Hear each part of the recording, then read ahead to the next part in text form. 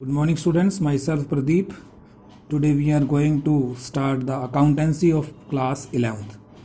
तो स्टूडेंट्स सबसे पहले तो मैं आपको एक बात बोलना चाहूँगा कि काफ़ी स्टूडेंट्स के माइंड में कन्फ्यूजन होता है कि कॉमर्स जो सब्जेक्ट है उसमें accountancy is equal to maths, कि कॉमर्स में अकाउंटेंसी में वही बच्चा कर पाएगा जिसको मैथ्स आती है। देखो मैथ्स आना भी बहुत ज़रूरी है, बट ऐसा कुछ नहीं है कि आपकी अकाउंटेंसी में सिर्फ मैथ्स ही है।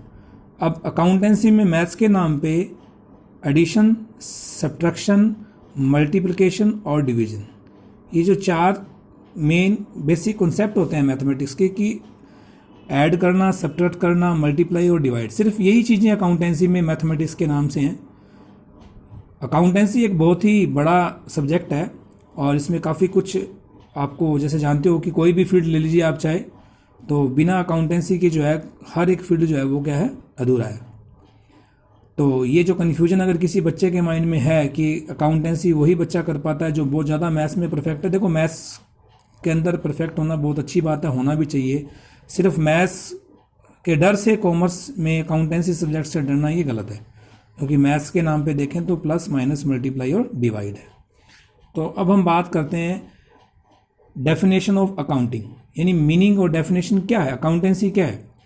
Accounting is a systematic process of, accounting जो है वो एक ऐसा सिस्टमेटिक प्रोसेस है जिसके अंदर क्या होता है, identifying, measuring, recording, classifying, summarise, interpreting and communicating financial information to the users.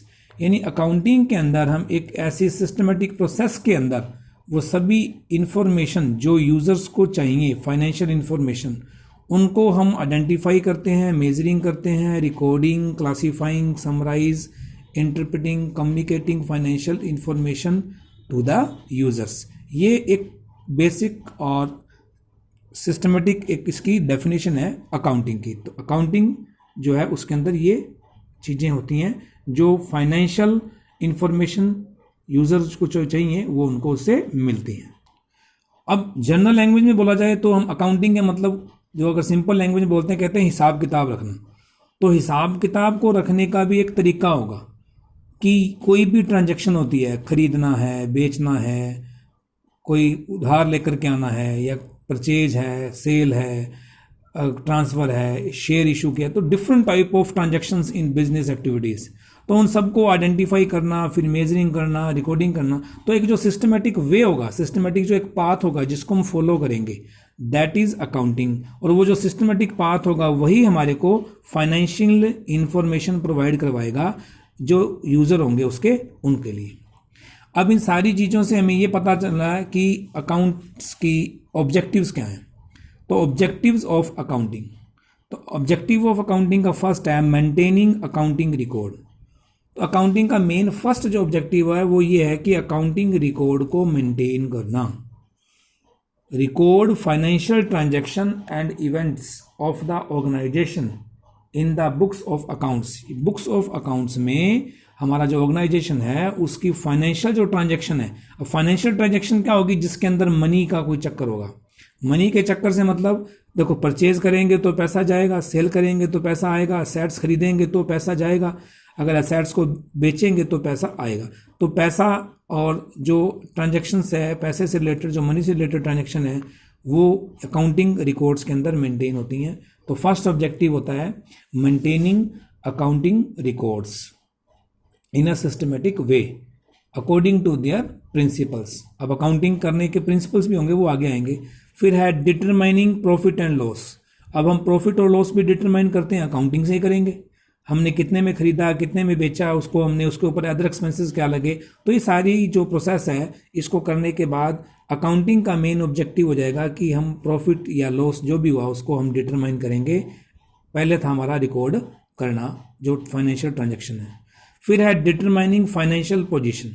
अब हम जो अकाउंटिंग करते हैं तो हमारा स्टार्ट होता है, मेन जो काम होता है वो जर्नल एंट्रीज करते हैं, उसके बाद फिर हम उनको लेज़र पोस्टिंग करते हैं, फिर उनका ट्रायल बैलेंस बनाते हैं, फिर ट्रायल बैलेंस से हम डिफरेंट टाइप के अकाउंट्स को मेंटेन करके फिर हम उनके फाइनल अकाउंट बनाते हैं। फाइनल अकाउंट में भी 3 टाइप्स के अकाउंट होंगे, एक ट्रेडिंग अकाउंट होगा, एक प्रॉफिट एंड लॉस अकाउंट होगा, एक बैलेंस शीट होगी।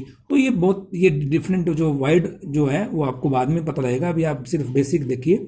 फिर है उससे हम फाइनेंशियल पोजीशन भी जो हमारा बिजनेस है, जो हमारा ऑर्गेनाइजेशन है, उसकी हम फाइंड करते हैं कि फाइनेंशियल पोजीशन क्या है, कि हमारे पास असेट्स कितनी हैं, लायबिलिटीज़ कितनी हैं, हमने लोगों से कितने पैसे लेने हैं, लोगों को कितने पैसे देने हैं। तो वो सारी चीज़ें जो हैं वो हमारे को फाइनेंशियल पोजीशन के बारे में बताती हैं। तो ये सारा हमें किससे मिलता है?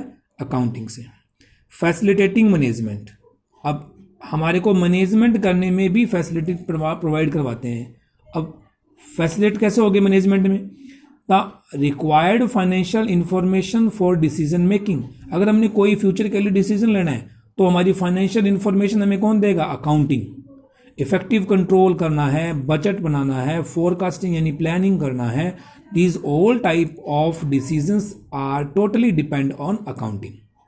Accounting provides financial information to assets the management and liabilities of the management. तो लाइबिलिटीज कितनी है, असेट्स कितनी है, तो उससे वो हमारे को क्या करते हैं? गाइड कर देते हैं मैनेजमेंट को, कि जिससे कि हम अपने काम को, हमारे फंक्शन को इजीली और इफेक्टिवली कंप्लीट कर पाएं। तो ये मैनेजमेंट को फैसिलिटेट हो जाता है अकाउंटिंग से। Provide accounting information to users protecting business assets, जो हमारे अकाउंटिंग इंफॉर्मेशन है, जो यूजर्स होंगे। Another objective of accounting is to provide accounting information to user both internal and external.